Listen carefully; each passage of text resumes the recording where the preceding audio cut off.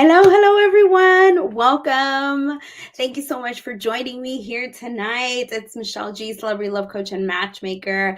And boy, was tonight's episode jam packed. And I got lots of questions, lots of versions of the same questions. So I'm jumping on here tonight to give you my reaction on what I thought about tonight's episode of TLC's Darcey and Stacey. Definitely had a lot going on. I mean, um, so let's get to it. So if you're watching or if you're watching the replay, please drop in the comments where it is that you're joining me from. I always like to know where people are watching from. And if you have any questions, like you finished watching the show, or maybe you're catching the replay, maybe you're catching up on the weekend, but you have a question about kind of what transpired behind the scenes, anything, please go ahead and leave them in the comments, and we will be using stories to answer your questions. So tonight, the big shock and awe, right? The big brouhaha was the episode. This was an episode where I came over to Darcey's house to support her in getting ready for a dating event that we were hosting for her.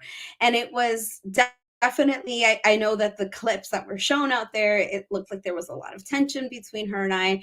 And I will say that that was one of, it was definitely one of the most um, challenging experience or moments at that time, just because we weren't seeing eye to eye. We weren't really uh, on the same page in terms of like, what I felt she needed to represent or show up as, but we made it work. So I want to go ahead and dive into the first question that I it's actually a question that I got multiple times, but it just came in different forms. And so the question is, asking Darcey to cover up, isn't that asking her to be someone she's not? And this is a really good question. So the initial conversation that I had with Darcey, right, when she came into my office and we spoke for a good time, where we talked about the type of guy that she's looking for. We talked a lot about her past relationships, but one thing that Darcey really stressed to me was her desire to want to date differently. She was really adamant about that, and she said because she wanted to attract someone different. She's in a different stage in her life, and she doesn't want to be alone.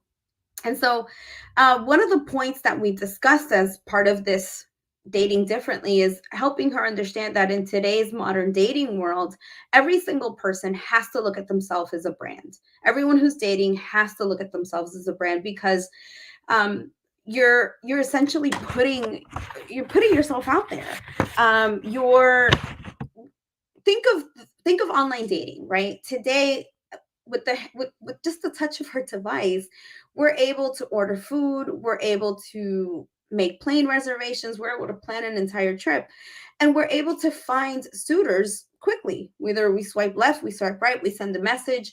And so one of the things that you got to think about is that when you meet people organically and you're out there interacting with people in an organic fashion, it's different. People are in your space, they're in your environment, they get a sense for your essence. So they're going to make their impression isn't going to be just based off how you look, it's going to be based off how you make them feel in your presence, right? With online dating, there's a wall, there's a barrier. It's really that two dimension where you don't get a sense, you're not in that person's space, you don't get a sense for their essence. Therefore, how you show up virtually, your virtual identity, your digital identity, if you will, is super important in dating. And one of the things that meant was us reevaluating her current brand, right? Her current dating brand, if you will, and looking at the areas where it needed to be elevated. And one of those areas was really focused on just her presentation of herself on dates, right? Life and love is all about elevation, right? And so about elevating ourselves. And so I really want to make it clear that the outfits that she was bringing out of the closet really wasn't in the direction or the brand that I saw for her, right? Especially with after what she shared with me that she's looking for. And then me putting myself as a matchmaker in the shoes of like, what is this guy looking for? Then I was like, look, we got to elevate your brand a little bit, your dating brand. So even though the outfits that she was bringing out wasn't going in that direction, I realized that I needed to have a little bit of shock and awe. And the way that I needed to shock and awe her and shake things up is to be a lot more direct, right? Even though the final outfit wasn't what I envisioned for her, I really do appreciate the fact that she met me halfway, right? With the blazer and a brooch, right? Because at the end of the day, what I wanted her to walk away with was that you can still be sexy, you can still be sexy and sassy and show that you're a baddie and have class at the same time, right? We don't need to, there's no need. Sexiness doesn't mean that you have to show it all. So it was really important for me to be able to express that to her. But at the end, I'm really excited that I was really happy that she really did. We were able to meet somewhere in the middle. So at the event, yeah, she gets to meet Cicero. So she gets to meet Cicero, who's a mover and shaker in Miami. Some of the reasons why we matched them together was, yes, he was close to her age. They both are single parents. They both have kids. They understand what it's like to be a single parent. They're both divorced. And he's the type of guy, when we were interviewing him, that he just takes the lead. He's really that type of man. And so I love the fact that when I put him together at the event to do this little icebreaker exercise, he takes the lead. And during the activity, he also invites her to participate, which I think is like, it's great, right? It means that he's comfortable enough to take the lead and step up, but to me, it also shows that he recognizes, like, hey, this is someone who can hold their own. So he invites her to participate, and they have a really good conversation. One of the other questions that I received prior to the show, and thank you to everyone who submitted a question before the show. If you want to ever submit a question, ask about behind the scenes, you can put it in the comments. You can send me a private message, or you can respond to any of the stories that are playing that I post throughout the day. So why was the date 20 minutes? Well, 20 minutes was a really great time, a really good opportunity for them to do an icebreaker exercise and also get an opportunity to see how they work together. They don't have to focus, and there's not so much pressure on, tell me about you, who are you, share more with me about this. Like, yes, conversation's important, but sometimes for some people it can be really nervous. And I knew that Darcey hadn't had the best experience with the other gentleman that she went out with, Mike. And so I wanted to give her something that wouldn't make her feel so nervous, and instead lent itself to some banter and some flirting, which it did.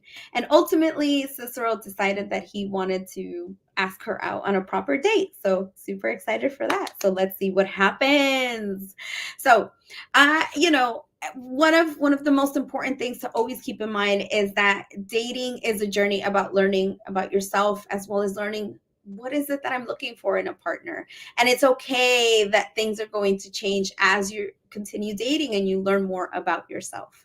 So thank you so much for joining me here tonight. It was such a great episode. Thank you for all your support, your love, your shout outs. I really do appreciate it. If you have any questions about the show behind the scenes, please feel free to drop them in the comments. If you're watching the replay, go ahead and comment replay, or you can send me a message on IG. You can follow me on all social media channels at Love by Michelle G. And if you are ready and looking for your partner, I invite you to discover and learn a little bit more about yourself. What is the number one quality that you're looking for in a relationship, right? Relationships there's different areas where what's called the 7 key life values, that we're all looking to be compatible in at least 3 to 4 of those areas, right? And so this quiz will help you identify which is the number one quality that you're looking for in a relationship. It can only help you date better, learn more about yourself. You can find that at incrediblepartnerquiz.com, at incrediblepartnerquiz.com.